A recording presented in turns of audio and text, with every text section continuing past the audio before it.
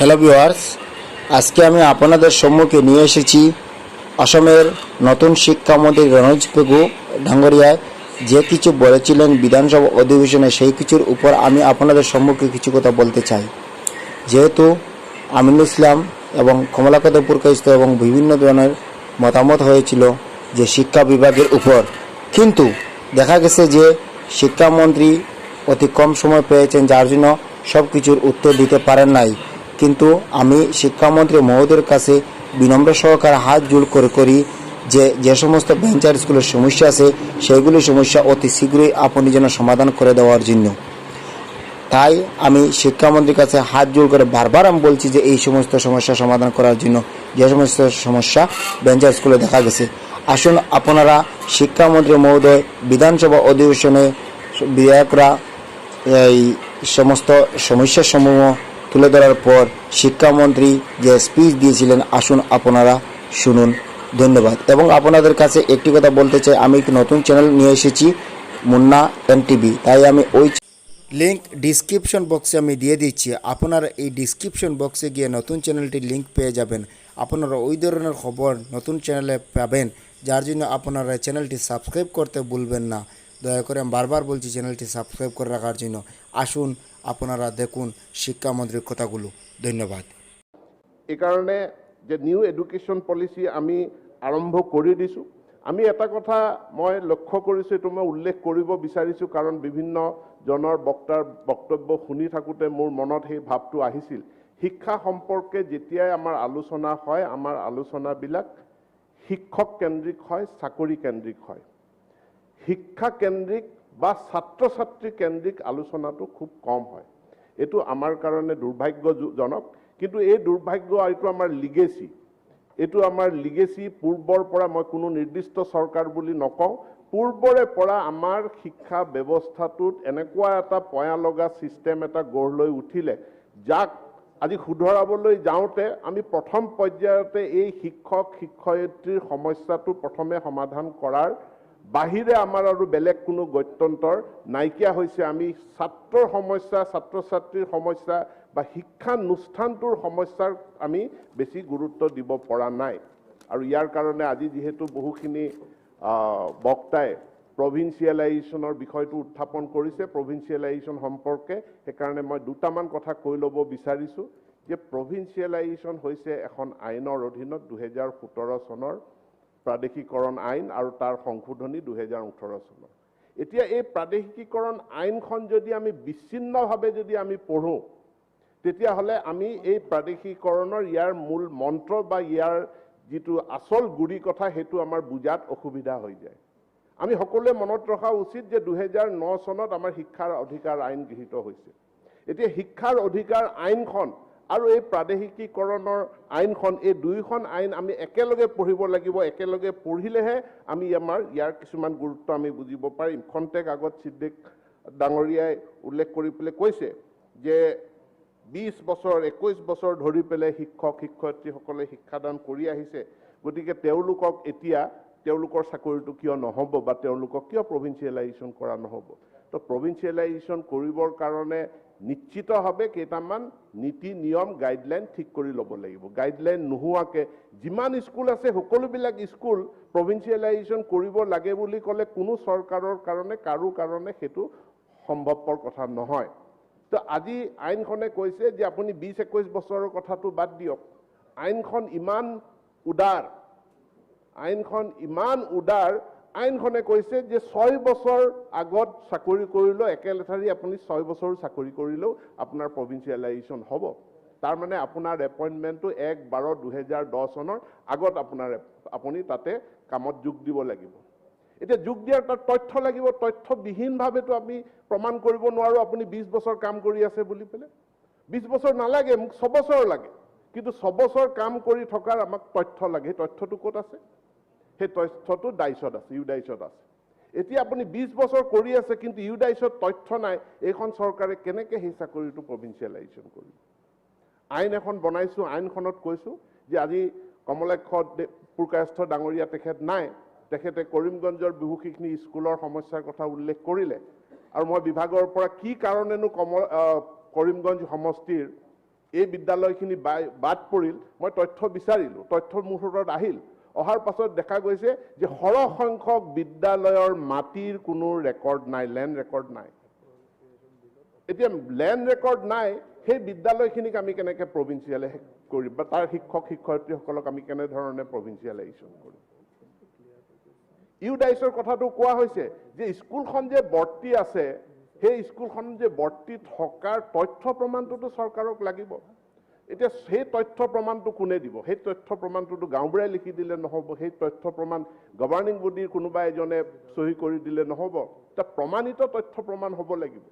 আজি যেনেকৈ আমি চেঞ্চাছৰ ক্ষেত্ৰত চেঞ্চাছ অফ ইণ্ডিয়াৰ তথ্যটো আমি সেইটো হোম মিনিষ্ট্ৰীৰ আণ্ডাৰত হয়। গতিকে হোম মিনিষ্ট্ৰীৰ আণ্ডাৰত হোৱা সেই চেঞ্চাছৰ তথ্যটো আপুনি মই সকলোৱে মানি লৈছোঁ।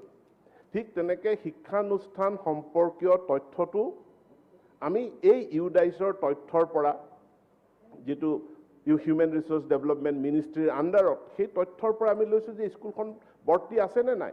এতিয়া কৈছে ইউডাইচত ৰেকৰ্ড নাই, এতিয়া আমি কেনেকৈ প্ৰভিন্সিয়েলাইজ কৰিব, যি চৰকাৰে সেই ইউডাইচটো কেনেকৈ প্ৰভিন্সিয়েলাইজেশ্যন কৰিব। ইয়াৰ পাছত ইয়াত ইছ্যু ডেটৰ কথা কৈছে যে হয়, ইছ্যু ডেটটো কালিও মই এই কথা স্পষ্ট কৰিছোঁ যে ইছ্যু ডেটটো যি তাৰিখত প্ৰকৃতাৰ্থত চহীটো মৰা হৈছে, যি তাৰিখত প্ৰকৃতাৰ্থত সেই কনকাৰেঞ্চ বা পাৰ্মিশ্যনটো দিয়া হৈছে, সেই তাৰিখটোকেই আইনখনে গ্ৰাহ্য কৰিব। তাত যদি অৰ্ডাৰটোত কোনোবাই কিবা কাৰচাজি কৰি পেলাই বা এটা ধৰণে তাত লিখা হৈছে যে ইয়াৰ ইফেক্টটো অমুক তাৰিখৰ পৰা হ'ব, সেইটোতো চৰকাৰখনৰ কাৰণে গ্ৰহণযোগ্য হ'ব নোৱাৰে। এতেকে এই আইনখন, মই কৈছোঁ যে এইখন আইন যথেষ্ট শিথিল আইন। এই আইনখন যথেষ্ট এইসকল ভেঞ্চাৰ স্কুলৰ শিক্ষক শিক্ষয়িত্ৰীক কেনেধৰণে উপকৃত কৰিব পৰা যায় তাৰ প্ৰতি দৃষ্টি ৰাখি পেলাই বহুত মহানুভৱতাৰে এই আইনখন নিৰ্মাণ কৰা হৈছে। মাননীয় জ্যেষ্ঠ সদস্য ৰমেন্দ্ৰ নাৰায়ণ কলিতা ডাঙৰীয়া, তেখেতে সীমান্ত অঞ্চলৰ স্কুলখিনিৰ কথা ইয়াতে উল্লেখ কৰিলে। মই সেইখিনি স্কুলৰো তথ্য লগে লগে বিচাৰিলোঁ। তো তথ্যত ৰিপ্লাই আহিছে যে ইয়াত যিটো প্ৰয়োজনীয় এনৰোলমেণ্ট থাকিব লাগে, সেই প্ৰয়োজনীয় এনৰোলমেণ্টটো নাই। প্ৰয়োজনীয় এনৰোলমেণ্টটো কিমান সংখ্যক ছাত্ৰ ছাত্ৰী হ'লে আমি এখন প্ৰাথমিক বিদ্যালয়ক আমি স্বীকৃতি দিম। ৰাইট টু এডুকেশ্যন এক্টে কৈছে মিনিমাম তাতে 30জন ছাত্ৰ ছাত্ৰী থাকিব লাগিব। আৰু যদি 30জন ছাত্ৰ ছাত্ৰী নাই, তেতিয়াহ'লে সেই স্কুলখন আমি এই প্ৰভিন্সিয়েলাইজেশ্যনৰ আওতাৰ ভিতৰলৈ আনিব নোৱাৰোঁ। মোৰ ওচৰলৈ বহুত প্ৰতিনিধি আহি পেলাই কৈছে, ছাৰ এটা কম, মাত্ৰ এটা কম, আমাৰ 29 যেনে তেনে কৰি দিয়ক। মই কৈছোঁ যে আপোনাৰ এটা কম 29টো যেনে তেনে কৰি দিয়াৰ লগে লগে 28টো আহি পেলাই ক'ব, ছাৰ আপুনি 29টো কৰি দিলে, আমাৰ খালি এটা কম 28। 27টোৱে আহি ক'ব 28 হ'লে আমাৰো এটাই কম। 26টো আহি পেলাই ক'ব যে 27 হ'লে আমাৰো মাত্ৰ এটাই কম। ই এটা লানি নিচিঙা নেভাৰ এণ্ডিং প্ৰচেছ হ'ব। গতিকে আইনত যেতিয়া কৈছে কেন্দ্ৰীয় চৰকাৰৰ আইন, ৰাজ্য চৰকাৰৰ আইন, 30টো 30এই, তাত আৰু আমি বেলেগ কোনো উপায় কৰিব পৰা ব্যৱস্থা আমাৰ নাই। শিক্ষক কৈছে, বহুতে কয় যে ইয়াত মাত্ৰ 2জনে শিক্ষক দিলে, আমাৰতো 5জনে খাটি আছিলে। ৰাষ্ট্ৰীয় শিক্ষাৰ অধিকাৰ আইনত সেইখন যদি মেলি চায়, আমাৰ আইনখন আমি ইয়াতে ভাবি বনোৱা নাই। সেই শিক্ষাৰ অধিকাৰ আইনখনত তাত স্পষ্টভাৱে উল্লেখ আছে যে মিনিমাম শিক্ষক হ'ব 2জন, যদি ছাত্ৰ ছাত্ৰী হয় 30জন। কিন্তু তাতকৈ বেছি হ'ব পাৰে নোৱাৰে? হয়, বেছি হ'ব পাৰিব। যেতিয়া ছাত্ৰ ছাত্ৰীৰ সংখ্যা বাঢ়ি যাব, ছাত্ৰ ছাত্ৰীৰ সংখ্যা যদি 100জন হৈ যায়, আপুনি 3জন শিক্ষক পাব। আৰু ইয়াতে মোৰ হাতত তথ্য আছে কিমানখন স্কুলে এনেধৰণৰ এইবাৰ যিটো প্ৰভিন্সিয়েলাইজেশ্যন হৈ গ'ল, সেই প্ৰভিন্সিয়েলাইজেশ্যন প্ৰক্ৰিয়াত প্ৰত্যেকখন স্কুলত 2জনেই শিক্ষক হৈছে LP স্কুল, সেইটো নহয়। ধুবুৰী, বৰপেটা সৰ্বাধিক সংখ্যক, ধুবুৰীত প্ৰায় 51খন স্কুল এনেধৰণে প্ৰাদেশিকৃত কৰা হৈছে, য'ত 2জনতকৈ অধিক শিক্ষক তাত তেওঁলোকৰ প্ৰাদেশিকৃত হৈছে। কিয় হৈছে? তেওঁলোকৰ এনৰোলমেণ্ট বেছি আছিল। মজলীয়া বিদ্যালয়, তাত যিসকলৰ এনৰোলমেণ্ট বেছি আছে, এনেইতো 3জন পাইছে, তাতকৈ এনৰোলমেণ্ট বেছি আছে, তাৰ ওপৰত পাইছে।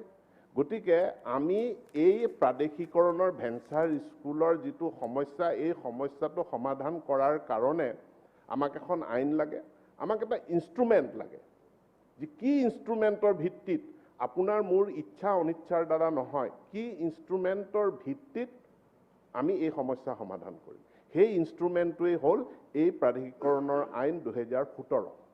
এতিয়া ইয়াত বহুতে আক্ষেপ কৰিছে, মোৰ ওচৰতো আহি পেলাই আক্ষেপ কৰে, ছাৰ আপুনি আমাক হাজিৰা কৰা মানুহ বনাই দিলে, ছাৰ আপুনি আমাক টিউটৰ বনাই দিলে, আমাক লাগিলে দৰমহাই নালাগে কিন্তু আমি সন্মানটো দিয়ক শিক্ষক বুলি পেলাই কৈছে মোৰ আগত আহি, যে লাগিলে দৰমহাটোৱে কমাই দিয়ক কিন্তু শিক্ষক বুলি সন্মানটো দিয়ক। কিন্তু ৰাইট টু এডুকেশ্যন এক্ট আহিল, national council of teacher education তেওঁলোকে গাইডলাইন বনাই দিলে যে এতিয়া শিক্ষক কোন হ'ব। শিক্ষক হ'বলৈ হ'লে টেট পাছ কৰিব লাগিব, শিক্ষক হ'বলৈ হ'লে ট্ৰেইনিং লাগিব, ট্ৰেইনড হ'ব লাগিব। ট্ৰেইনড মানে কি, যে আপোনাৰ DLED ডিপ্ল'মা হ'ব লাগিব, থাকিব লাগিব এলিমেণ্টাৰীৰ কাৰণে, নহ'লে আপোনাৰ BEd এডুকেশ্যন, BEd ডিগ্ৰী থাকিব লাগিব। এতিয়া যদি BEd যদি নাই, DLED যদি নাই, টেট পাছ কৰা যদি নাই, তেনেহ'লেতো আমি শিক্ষক বুলি ক'ব নোৱাৰোঁ। তাৰ মানে এইখিনি তেওঁলোকৰ চাকৰি প্ৰভিন্সিয়েলাইজেশ্যন নহয়, কাৰণ তেওঁলোকৰ ৰিকুইজিট কোৱালিফিকেশ্যন নাই। তেতিয়াই আমাৰ প্ৰাক্তন শিক্ষামন্ত্ৰী, বৰ্তমানৰ মাননীয় মুখ্যমন্ত্ৰী, তেখেতৰ মহানুভৱতাৰ কাৰণে যে কিবা এটা উপায় উলিয়া, মাছ বুলি নাখায় জিজি বুলি খাওঁ আমি বুলি এই টিউটৰ শব্দ উলিয়াই এই টিউটৰ কৰি পেলাই এই শিক্ষকসকলৰ তেওঁলোকক এটা মৰ্যাদা দিলে, তেওঁলোকক এটা স্বীকৃতি দিলে, তেওঁলোকৰ চাকৰি প্ৰভিন্সিয়েলাইজেশ্যন কৰিলে। এতিয়া নতুন যিসকল শিক্ষক নিযুক্তি হ'ব, ইয়াত এনেধৰণে আমি টিউটৰ বুলি কাকো নিযুক্তি দিব নোৱাৰোঁ। যিসকল এই ভেঞ্চাৰ স্কুলত কৰ্মৰত আছিলে, এতিয়া তেওঁলোকক চাকৰি ইমান দিন কৰিলে, কৈছে আমাৰ আৰু বেছি দিন নাই, তেওঁলোকক এটা মান্যতা দিব লাগিব, তেওঁলোকৰ পদকেইটা প্ৰাদেশিকৰণ কৰিব লাগে, যাতে তেওঁলোকে এটা দৰমহা পায়। তাৰ কাৰণে এই টিউটৰ শব্দৰ আৱিষ্কাৰ কৰা হ'ল। এই টিউটৰখিনি টিচাৰ হ'ব পাৰিব নোৱাৰে, নিশ্চিতভাৱে টিউটৰখিনি শিক্ষিত টিচাৰ হ'ব পাৰিব, শিক্ষক হ'ব পাৰিব। তাৰ কাৰণে তেওঁলোকক এটা সময় দিয়া হৈছে যে আপোনালোকে এই কোৱালিফিকেশ্যন, যিটো ৰিকুইজিট কোৱালিফিকেশ্যনখিনি যদি আপোনালোকে আয়ত্ত কৰে, তেনেহ'লে আয়ত্ত কৰিলে আপোনালোকেও শিক্ষক হিচাপে স্বীকৃতি পাব। এই আইনখনৰ এই আওতাৰ এই ব্যৱস্থাটো ইয়াতকৈ আৰু ভাল ব্যৱস্থা এটা, ইয়াতকৈ আৰু শিথিল ব্যৱস্থা এটা কৰিব পৰা কোনো অৱকাশ নাই। মই আজিৰ এই সদনতে জনাব বিচাৰোঁ যে এই আইনখনৰ আওতাৰ ভিতৰত থকা ইয়াৰ কণ্ডিশ্যনসমূহ, চৰ্তসমূহ পূৰণ কৰা কোনো স্কুল, কোনো ক্লাৰিকেল গণ্ডগোলৰ কাৰণে তেওঁলোক যদি বাদ পৰি আছে, তেওঁলোক যদি বঞ্চিত হৈছে, নিশ্চিতভাৱে সেইখিনিৰ শুধৰণি হ'ব। কিন্তু আইনখনৰ দফা এই মহামান্য বিধানসভাই ইয়াৰ সংশোধন নকৰালৈকে সেইখিনিৰ ওপৰত কোনো শিথিলতা কৰাৰ ক্ষমতা বা অধিকাৰ সেইখিনি মোৰ হাতত নাই। তো এই কথাখিনি মই আপোনালোকক জনাইছোঁ। ইয়াৰ পাছত মাননীয় আমাৰ সদস্য অখিল গগৈ ডাঙৰীয়াই কৈছে যে শিক্ষক নিযুক্তিৰ প্ৰক্ৰিয়াটো স্বচ্ছ হ'ব লাগে, ট্ৰেন্সপাৰেণ্ট হ'ব লাগে, আৰু তাৰ কাৰণে আমাৰ এটা পলিচি হ'ব লাগে। তাৰ কাৰণে কৈছে যে দৰকাৰ হ'লে বিধানসভাৰ বিশেষ এখন অধিৱেশন হ'ব লাগে। কিন্তু তেখেত এই বিষয়ে অজ্ঞ, তেখেতে হয়তো নাজানে যে 2012 চনৰ পৰাই 12 চনত যেতিয়া প্ৰথম টেট পৰীক্ষা অনুষ্ঠিত হৈছে আৰু 2013 চনত যেতিয়া প্ৰথম টেট শিক্ষক নিযুক্তি হৈছে 8,866 গৰাকী, তেতিয়াৰ পৰাই শিক্ষক নিযুক্তিৰ প্ৰক্ৰিয়াটো সম্পূৰ্ণ স্বচ্ছতাৰে কৰা হৈ আহিছে। ইয়াত কোনো ইণ্টাৰভিউ নহয়, ইয়াত কোনো ভাইভা অনুষ্ঠিত নহয়, ইয়াৰ কাৰণে পৃথক বেলেগ এটা পৰীক্ষাও অনুষ্ঠিত নহয় যে আপুনি টেট পৰীক্ষাত কিমান নম্বৰ পালে, আপুনি হায়াৰ ছেকেণ্ডেৰী পৰীক্ষাত কিমান নম্বৰ পালে, আপুনি গ্ৰেজুৱেশ্যনৰ পৰীক্ষাত কিমান নম্বৰ পালে, তাৰ ভিত্তিতেই মেৰিট লিষ্ট প্ৰস্তুত কৰি শিক্ষকসকলক নিযুক্তি দিয়া হয়। গতিকে ইয়াত যিহেতু আৰু ইয়াতকৈ স্বচ্ছ বেলেগে কৰিব পৰা একো ব্যৱস্থা নাই। আৰু এইটোৱে একমাত্ৰ কাৰণ আছিল যে আমাৰ মেট্ৰিক আৰু হায়াৰ ছেকেণ্ডেৰী পৰীক্ষাৰ এটা বিকল্প পদ্ধতিৰে আমি যেতিয়া ৰিজাল্ট দিব ওলাইছিলোঁ, তাত আমাৰ জাননীখনত আমি এটা বিশেষ ক্লজ লগাইছিলোঁ। সেই ক্লজটো হ'ল যে টেট শিক্ষকৰ নিযুক্তি যিসকল প্ৰাৰ্থীয়ে ভৱিষ্যতে কৰিব বিচাৰিব, মানে টেটত চাকৰি এপ্লাই কৰিব বিচাৰিব, তেওঁলোকৰ কাৰণে বিশেষ হায়াৰ ছেকেণ্ডেৰী পৰীক্ষা বা আমি কৈছিলোঁ এটা ইকুৱেলাইজিং পৰীক্ষা অনুষ্ঠিত হ'ব। তো বহুতে এইটোত আপত্তি কৰিলে কিয় দুবাৰ পৰীক্ষা দিব, এইখনেই মাৰ্কশ্বিট হ'ব লাগে। আমি সকলোৰে লগত সদৌ অসম ছাত্ৰ সন্থা, এপছু, AJYCP তেওঁলোকৰ লগতো আলোচনা কৰিলোঁ। আলোচনা কৰি মেলি আমি সেই দফাটোক প্ৰত্যাহাৰ কৰিলোঁ। কিন্তু আমি তাত এটা ক্লজ ৰাখিলোঁ। সেই ক্লজটো হ'ল যে যদি অসম চৰকাৰে অদূৰ ভৱিষ্যতে প্ৰয়োজন অনুভৱ কৰে তেনেহ'লে আমি এটা ইকুৱেলাইজিং পৰীক্ষা পাতিম, কাৰণ আমাক টেটৰ কাৰণে প্ৰয়োজন হ'ব। কাৰণ 2021 চনত যিসকল ছাত্ৰ ছাত্ৰীয়ে পৰীক্ষা